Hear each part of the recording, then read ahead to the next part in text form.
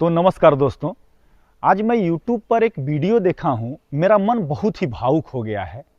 एक माँ वृद्धाश्रम जा रही है और उसका पति उसे वहाँ लेके गया है। ये कितनी बड़ी बात है यार, और ये सोचने वाली चीज़ है कि कितना कष्ट सह के एक माँ अपने बच्चे का लालन पालन करती है और वही माँ एक एज हो जाने के बाद ओल्ड एज होम में जाती है। ये शर्मनाक है, शर्म आनी चाहिए ऐसे लोग को। लेकिन सवाल इसमें उठता है कि गलती किसकी है।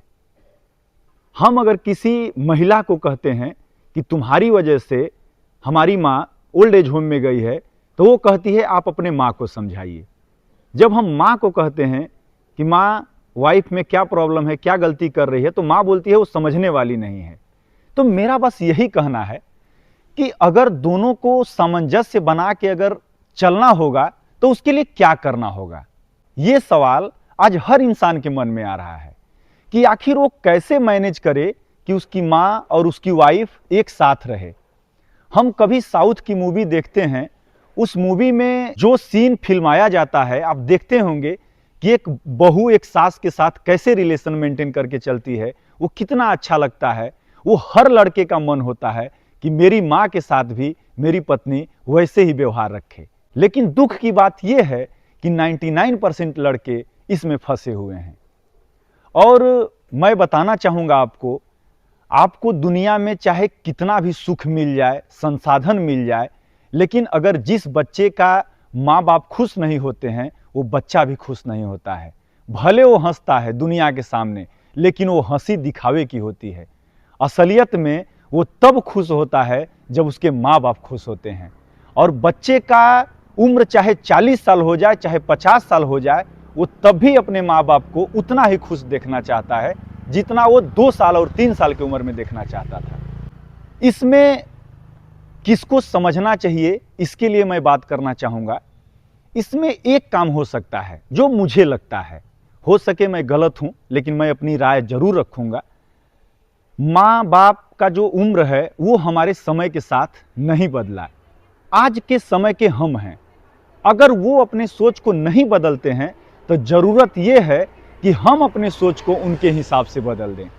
कोई बुरा तो नहीं है यार। आज के डेट में 30% महिलाएं नौकरी कर रही हैं। पहले के ज़माने में हमारी बहन बेटियां स्कूल नहीं जाती थीं, नौकरी करने नहीं जाती थीं, लेकिन आज हम बराबरी पे चल रहे हैं। हर क्षेत्र में लड़कियां जम के हिस्सेदारी ले रही हैं। तो क्यों ना लड़कों के जैसा वो सोच भी रखें। हमें जब नौकरी करने जाते हैं तो एक गलती होने पर हमें 100 बात सुनाया जाता है। हमें तो बुरा लगता है, लेकिन हम नौकरी छोड़ देते हैं क्या? बिल्कुल नहीं छोड़ते हैं।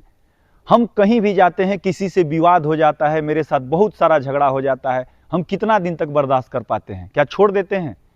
हम जिस पड़ोस में रहते हैं उस पड़ोसी से मेरा लड़ाई हो जाता है, फिर भी हमारा 1 महीना, 2 महीना, 4 महीना बाद पैचअप हो जाता है। लेकिन सास में और बहू में पैचअप होना बहुत बड़ी बात हो जाती है कि हम उनके साथ ये बात अब नहीं करेंगे, हम उनके साथ नहीं रहेंगे। ये सोचने वाली बात है और ये दिल को बहुत ही पीड़ा देने वाली बात है। ये किसी एक के साथ नहीं, ये हमारे सारे समाज के साथ घटित हो रहा है। इस विषय को हमें और आपको गंभीरता से लेना होगा और हमें और आपको अपने पत्नी को और अपने माँ को समझा के सामंजस्य बनाने का काम करना होगा, ताकि ये लोग अगर खुश रहेंगे तो हमारी जीवन भी खुश रहेगी।